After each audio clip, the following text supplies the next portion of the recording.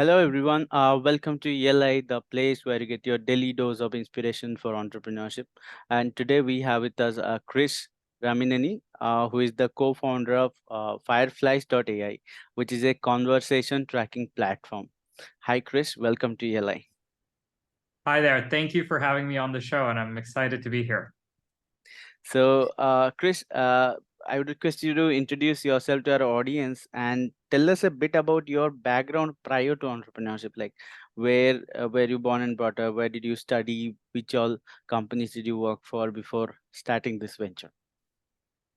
Yeah, absolutely. So I was born in India, and then I moved to the United States when I was 5 years old.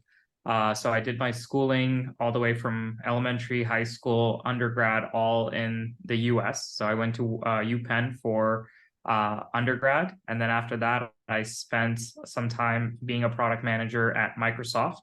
After which I had the opportunity to go to Cambridge for grad school or to start a business. And I decided to fly to Boston and start a business with my co-founder, who was just graduating from MIT at that time. So I've been all over the place, but I think each one of those journeys and experiences led to where we are today with Fireflies. And I don't think I would be the person I am without having gone through all of that. So, can you tell us a bit about how did you find your co-founder? Were you looking for a co-founder, or did you have a business idea in mind? Tell us about it. So I met my co-founder while I was in college, and we actually weren't even focused on starting a business at that time. We participated in lots of hackathons, school events. That's where it happened. We met through mutual friends. He was at MIT, I was at Penn, and we used to apply to different hackathons at different universities. We won a few hackathons and we won some prize money, and that just motivated us to keep working on different ideas. It was only after I left Microsoft that we started working on some stuff for fun. And then at the end of the summer, I had a decision whether to go to grad school at Cambridge or do something else. And we both decided this was a great opportunity for us early on in our careers to just jump headfirst into doing startups. So it was a very natural process, very spontaneous process. The interesting thing about all of that is we went into the B2B space and we had very little work experience. Sam is working on Firefly straight out of college. I had a little over a year of work experience. That's about it. So we were very novice, and we made every mistake under the sun as a result of that. And I think that it was a hard journey as a result. Whereas traditionally for B2B and enterprise founders, they have 5 to 10 years of experience. They're usually much older. They actually know how a company works, and they have a good gut sense of what to build. So we had to learn everything from scratch. For example, I myself didn't even know what a CRM was or how it worked when we started Fireflies, but it's been a fast learning process for us. You spoke about mistakes. Can you tell us a little bit about what all mistakes did you make, and maybe we can learn from your mistakes. A lot of engineering and product oriented founders search for amazing technology first and then go try to fit it into a problem that they want to solve. And we made that mistake as well. We were fascinated by natural language processing and machine learning. And we said we need to just do something in that space. And that was a mistake. Instead, if you want to be an entrepreneur, doesn't matter if whether you're a senior or a veteran or someone just starting out, the most important thing is finding a problem that is really, really big and meaty and something that's worth solving, and then work backwards and figure out what solution is needed. Because you cannot artificially create a make-believe problem. Then you will not find product market fit. You have to find what is the pain point, press on it, squeeze it, learn about it, and then work backwards from there. So the most important lesson is don't create an artificial problem that doesn't exist. Go to one that's there, and then think about the technology, the engineering, infrastructure, everything afterwards. Okay. So you said you started with technology and then found the problem. Can you tell us a little bit about, what was your initial thought process, initial idea, or what were you trying to build initially, and how did you land up in the problem that you are solving today? One thing we were fortunate about was the underlying thesis was very consistent. We wanted a way to understand conversations. So we were obsessed with natural language processing and how to understand conversations. So we had 5, 6 different iterations before we landed on the current product that we have today. The first iteration was a really cool idea. There just wasn't a market for it at that time. But the idea was that every time I send messages on different messaging platforms, Fireflies would track the messages that I would be sending and then create an automatic to-do list. Every time I promise to meet you or send you the slides or follow up with you, it would automatically detect that using natural language and then create tasks for me. So an automated to-do list. So the problem here was it wasn't really an enterprise product or a consumer product, and the technology wasn't very reliable at the time because we didn't have all this powerful stuff like LLMs and ChatGPT. So it was definitely a very cool idea, but we were not in a market where there was huge appetite for it. And the technology was very, very early too. Next, we built a project management solution. That didn't quite work out on top of Slack. Then we worked on Slack bots. That didn't work out. But we used a lot of the core technology. And then finally, what we decided was, what is the huge market opportunity? And we felt that meetings was a blue ocean, because I can go and look at an email I sent 2 hours ago, but I can't remember a meeting I had even like 20 minutes ago. So let's go and build something for meetings. And we took all of that NLP technology and focused on transcribing the meetings, making the meetings searchable, and then generating notes and action items for meetings. So that's what we do today. Got it. So then, speaking of Fireflies.ai, tell us a little bit about the problem statement. You briefly touched upon it, but how big is this problem? How many people are facing this problem on a day-to-day basis? And if you translate that into numbers in terms of dollar value, how much time is being wasted? In any ideas on that? Every knowledge worker that works in any sort of company that has to collaborate or communicate has to have meetings. And usually those meetings are happening on Zoom, Google Meet, Microsoft Teams. So more than 50 to 60% of people's time is spent in meetings.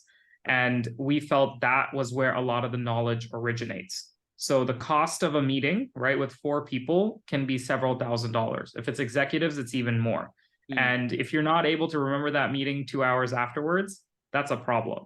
So just by capturing each meeting, we're probably saving organizations thousands of dollars in organizational efficiency.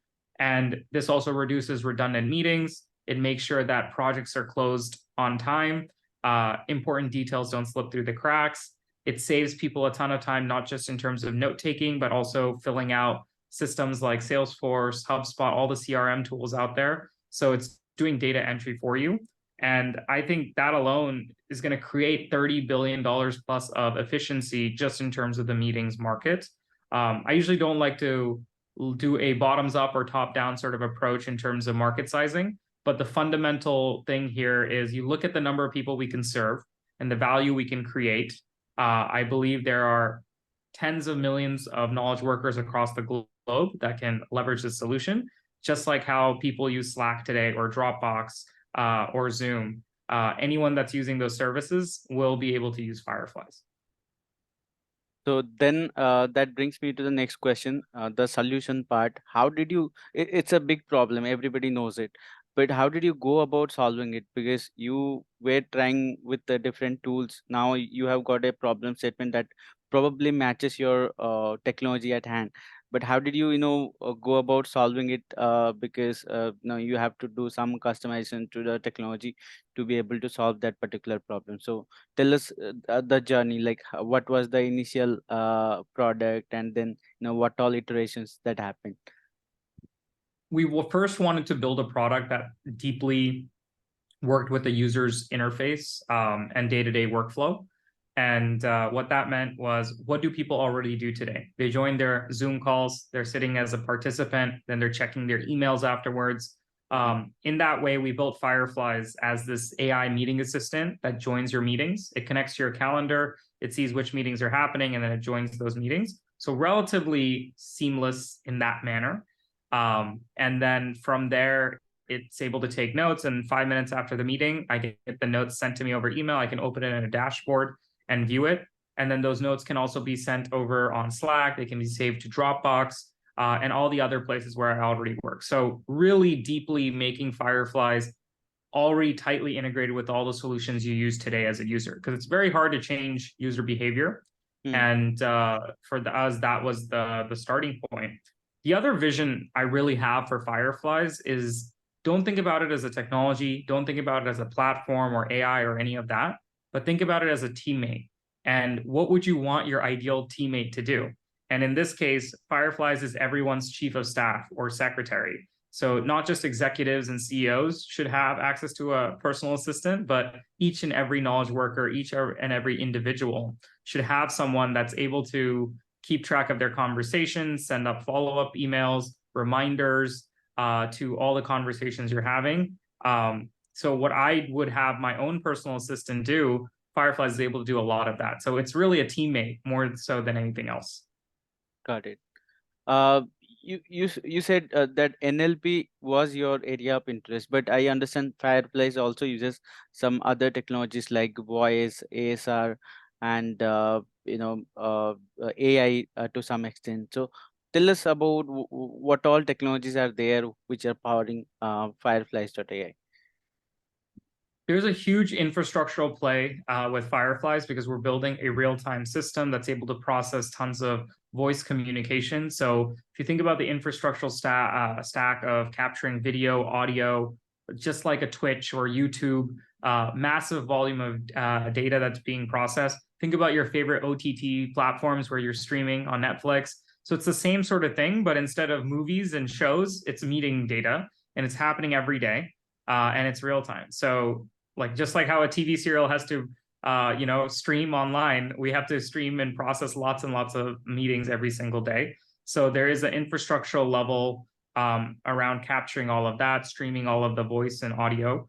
Beyond that, we're doing ASR, speech recognition, voice transcription. I'm working on ways to capture for different types of accents, and also now different languages. So before, it was primarily English, and then just recently we launched into beta some of the big languages like Spanish, French, Hindi, German. So huge opportunity there in terms of capturing more languages. Then this whole generative AI wave happened. So we also use LLMs. We partner with companies like OpenAI. Our investors happen to also be investors in OpenAI, which gave us some early advantage to start exploring the platform and see what we can do with it. So there's the transcription, there's the notes, all of the outputs that are generated thanks to the LLMs. So Fireflies can now write notes like a human would. Mhm. Instead of just extracting little snippets from the text, it can actually paraphrase it and write it down, shorthand notes, action items, bullet points like a human would. So that's been a huge play for us. And then we're taking the LLMs to another extreme, another level altogether. Where I can have Fireflies answer any questions about my meetings. I can just chat with it, just like how I would chat with ChatGPT. That product solution is called Ask Fred. And so after the meeting, I can just go to Fred and say, hey, what are Krish's thoughts on product market fit? And then it'll go back to that section, pull up that blurb, and then give me an answer. I can even have it write follow-up emails, generate blog posts from the meeting, create project outcomes, all the sort of things that I would have my secretary do. It's able to do that. Now tell us a little bit about the business aspect, like things like how do you acquire users? I understand there is a very interesting acquisition model, like every meeting a Firefly joins, the others also see that there is something called Fireflies, and that's a viral thing. Everybody just goes to know about it without spending a single marketing dollar. And also tell us a bit about which market do you go after, enterprise or mid market or SMBs, how it all started and how you have become right now in terms of business. I'll start with the last question and then work backwards, because that's a good Sure. starting point. Yeah. We felt that Fireflies is something that should be democratized to every person in the workplace, not just executives and enterprises. So we started with the individual and then worked our way up to teams, small teams, SMEs, mid-market, and then now into the enterprise. So it's a much harder journey, but we felt that was the right journey because At the end of the day, we want AI to be democratized and accessible and affordable for everyone. And I think there's just honestly a large total addressable market there if we took that approach.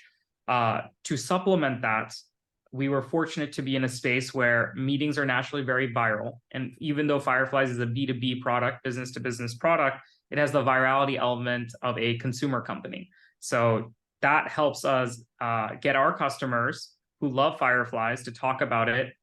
When they bring it into a meeting, they're basically doing the marketing for us and talking about how much they like it. And that carries a huge, huge weight. And so we've been able to spend almost no money on paid marketing. And almost all of that traction has come from users using it in meetings. And the more they use it, the more notes that it generates, the more notes Firefly shares, the more people it reaches. As a result of that, Fireflies has taken notes for over 5 million plus people to date. And it has taken notes for people across 150,000 organizations. 70% of the Fortune 500, there's probably someone in there that's gotten notes from Fireflies, and over 50,000 teams that use Fireflies. We have a very open platform in terms of a free product as well as a free trial product. And then you have the paid plans when you use up your credits. So instantly you'll get value from Fireflies. You'll realize you're going to be missing out on it. And then very quickly, you and your team will upgrade to one of the different plans. We also have a very transparent pricing structure, unlike other enterprises. We don't hide our pricing. We try to keep it very affordable so that someone can swipe their credit card and not have to think twice. So all of that was intentionally built by design to reduce as much friction from the end users as possible, because some of the competing platforms at the enterprise level will charge $150 per seat per month, whereas you can get started with Fireflies for as little as $10 per month. So that really makes it a very viable solution for a lot of people. And when you have that motion in place, more people are willing to give it a chance. Mm. I understand there are a lot of new companies that have come up in who are doing exactly the same thing that you guys do. What are your plans to fight with competitors, if I may call that, and what are the future plans in terms of technology product development that you have in your bucket list right now? We're fortunate that we have gotten early to market, but just being early to market is not enough. You also have to be the best out on the market. So we're always continuing to work and innovate. Unlike other companies that started to now work on LLMs and take advantage of that, we were already there and built a proper SaaS platform and ready to take the incoming demand, as you can call it. So a lot of other companies that are coming out of accelerators today that look at things that are working for Fireflies and think that they can emulate it will try to do it. Because yeah, AI note-taking is a very universal problem. They say, oh, it's working for Fireflies, why don't we copy it? I think there's a few things that they have to also consider is the scale that Fireflies operates at, the network effects Fireflies has, the cost advantages Fireflies has, the enterprise level security and guardrails, because meetings are very private and sensitive. And so people don't want to be using a unknown provider that may be selling your data, training on your data, feeding it into LLM models. We at Fireflies have a strict enterprise policy with OpenAI where they're not allowed to train on our data. And we have a 0-day data retention policy, meaning that they can't retain the data for more than the time that they've processed it. So 0 days, really. So if you're looking at other vendors, they may not have the same things. Even some of the established vendors will be using customer data and training on that. We at Fireflies have a policy where we say we don't do that by default. So all of this positioning and signaling to enterprises tells us that we're mature and we can take on that while also innovating on the product side. So for a company that's coming in and thinking they have to beat us on price, they have to beat us on the virality and network effect, and also the horizontal nature of the product. So if someone says, okay, I can't do what Fireflies does, but let me go make a note-taking just for real estate or just for recruiting, a niche product, they'll quickly realize Fireflies plays in all of those categories. And we have an ecosystem where others are building on top of Fireflies as well. So if someone is in real estate, they can build a real estate app on top of Fireflies that takes notes for real estate agents. I'm just using that as an example. Or a app on top of Fireflies that recruiters can use to score candidates. I think the AI note taker is just one of the many apps on top of our conversation intelligence platform that helps us really stay ahead of the curve. So my final question, tell us what are challenges that you have faced so far while building and growing this venture?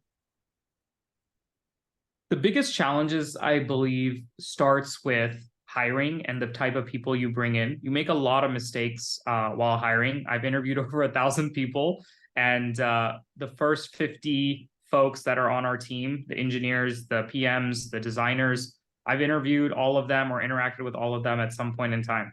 Later on, I have to delegate that to our HR folks, and I'm usually brought in at the final stage just to sign off if required. But that took a lot of work, building that right culture and bringing the right people in, because all it takes is one bad apple to ruin the entire culture of a company. So we have to be really disciplined about that. Likewise, all it takes is 1 to 2 really good people to lift the spirits of the company and how you operate. So I really believe that if you take care of your people, they'll take care of your company, and focus on people, investing in them, and making sure you're operating with a level of trust. So giving them more decision-making power, all of those things come hand in hand. Once you've proven yourself and you can do that, then I like to let them take ownership of different parts of the company. And it's really hard because I'm a perfectionist. I'm very obsessed with all the little things, making them right, but you can't be a micromanager in order to scale.